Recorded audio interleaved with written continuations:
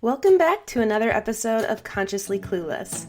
I'm your host, Carly, and I'll be your guide on this journey from consciousness to cluelessness and back around again. Thanks for listening to another Sunday solo episode. Whether it's Sunday night, you're getting ready for the week, Monday morning, you're on your way to work, or whatever day this podcast has found you, I'm really glad you're here. So before I get started into today's quick episode, I wanted to remind you all if you could go over to Apple Podcasts and leave a review, that would really help me out. And also I could be reading your review on air as a review of the week. I was doing that more in the beginning. It kind of seems to fluctuate up and down. I get a bunch of reviews and then nothing and then a bunch of reviews. So if you're listening to this and you enjoy it, if you could do that, it would be amazing. On to today's episode. So 2 weeks ago, I did an episode about my number one trick to living low waste or something like that.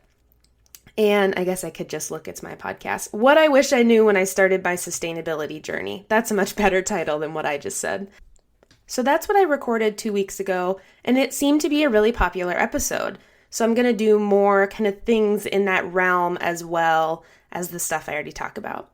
So to continue on from that episode, in that episode I really just talked about how you need to use what you have and you don't have to spend all this money to become sustainable and all that jazz. So a term I wanted to bring up and talk about is greenwashing. So this idea of greenwashing, you may have heard this before. If not, and if this is new to you, that's okay too. You do not have to know what it means.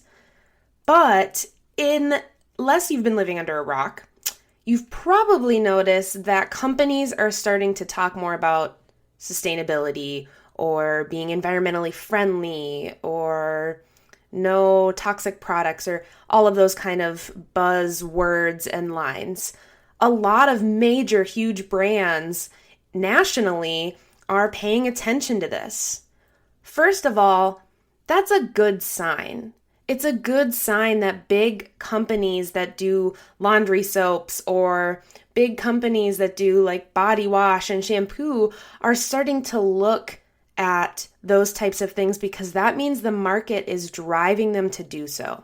That means our interest in sustainability is enough that they are trying to jump on board.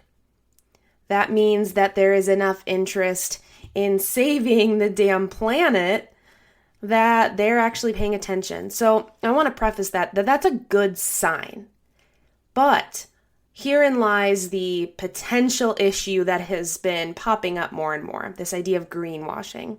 So these big companies that own lots of different brands and they have a ton of money and they see that the market is becoming saturated with these small businesses that are popping up, not saturated, but becoming filled with these small businesses that are promoting eco-friendly and low-waste, sustainable products. So they want to get on board.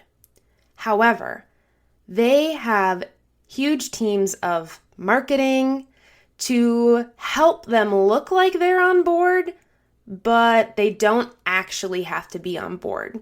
So let me define greenwashing for you. I found an amazing article that I'll put in the show notes. Business News Daily put one out that is literally what is greenwashing.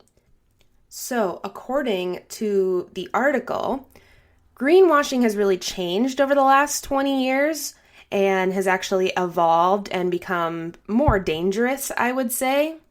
There are even places like Walmart that are settling claims in court because of greenwashing and then them actually having products that have toxic stuff in them. So it's a huge deal. So what is greenwashing? It's making you think you're buying into a product or a company that is environmentally friendly, eco-friendly, sustainable, low waste, plastic-free, vegan, cruelty-free. A lot of those terms don't mean anything. They don't have to be checked. They can be just on there and make us feel better. Or maybe there's pictures of mountains or birds or just, nature. So it feels like really connected to sustainability. They might have like designations that aren't credible. Like I said, I'm looking through this article. The greening of a dangerous product, like eco-friendly cigarettes, that's a thing that's been used. Jargon and information that only a scientist could check or understand. Imaginary friends, like a third-party endorsement that's made up. Actually no proof, fluffy language, suggestive pictures, a green impression, all of that. So I bet you could dig into a brand or something and find greenwashing. The difference between greenwashing and green marketing is that the greenwashing is usually covering up something that is lies. So it's not totally true. It's washing away the truth. Green marketing is just actual sustainability, actual adherence to claims or trademarks or labels that mean something and are backed up by science. So the way to kind of avoid this is to just look into things. You can check up on products online. You can Google them. You could even Google some of your favorite sustainability brands or things that you use and put in greenwashing behind it in your Google search and see if any articles come up, because people are starting to call this stuff out. And I want to make sure that I'm clear here. I fully support this green marketing when things are true. The greenwashing is dangerous because it's just a way for these big companies to make more money. And it's morally just disgusting because it makes people think they're doing the right thing. It tricks us into thinking we're doing a better job because we heard we're supposed to be doing a better job, but we're actually not. And that's another thing I want to point out. If you listen to this podcast and you Google your favorite laundry soap right now, thinking it was sustainable, and you find out it's not, it's okay. It is not your fault. Capitalism and the marketing that comes behind it is powerful.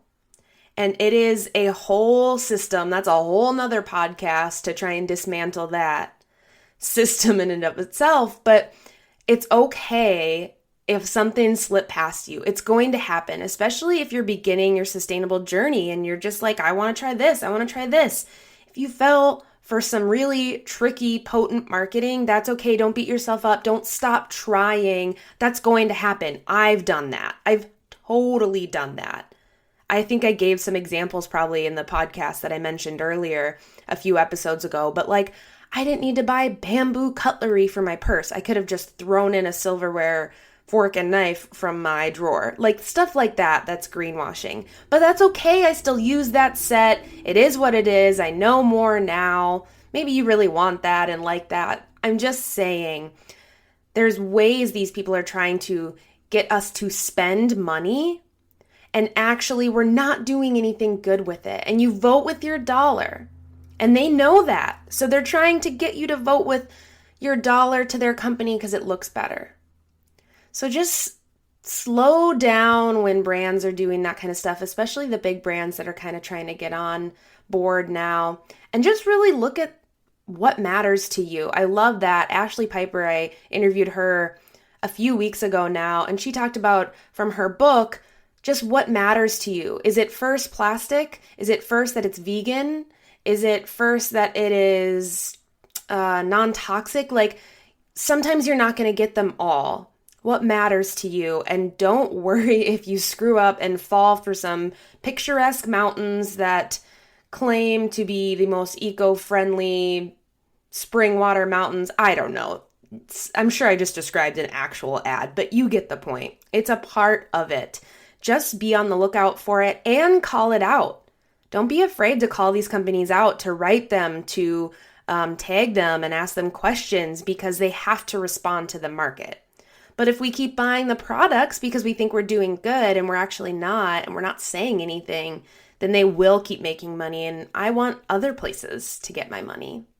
So I'm going to look up some resources. I don't have any off the top of my head, but I'll put them in the show notes on how to research brands. I know there's some really good websites out there. So if you're curious, just maybe if you're starting to replace things, like don't go throw out everything in your cupboard or in your cleaning kit right now. Just use those things up, and as you replace them, maybe you Google the brand and see what comes up.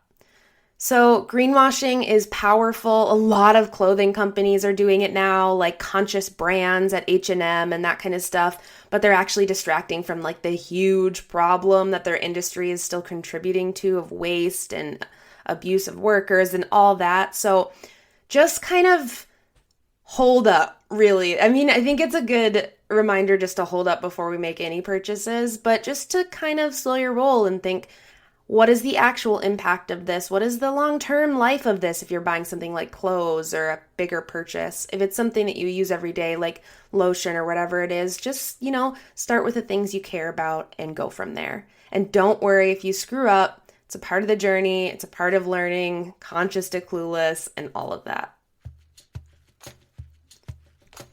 Thanks for listening to another episode of Consciously Clueless. If you enjoyed this podcast, hit subscribe wherever you're listening. And like I asked before, go ahead over to Apple Podcasts, leave a review. It really helps me out. If you want to get this into the ears of even more listeners, send it to a friend, text it to a family member, share on social media, and tag me, whatever you can do. Head over to patreon.com/consciouslycarly, check out what I'm doing, and check out the new self-love course if you need a little extra love in your life. Until next time.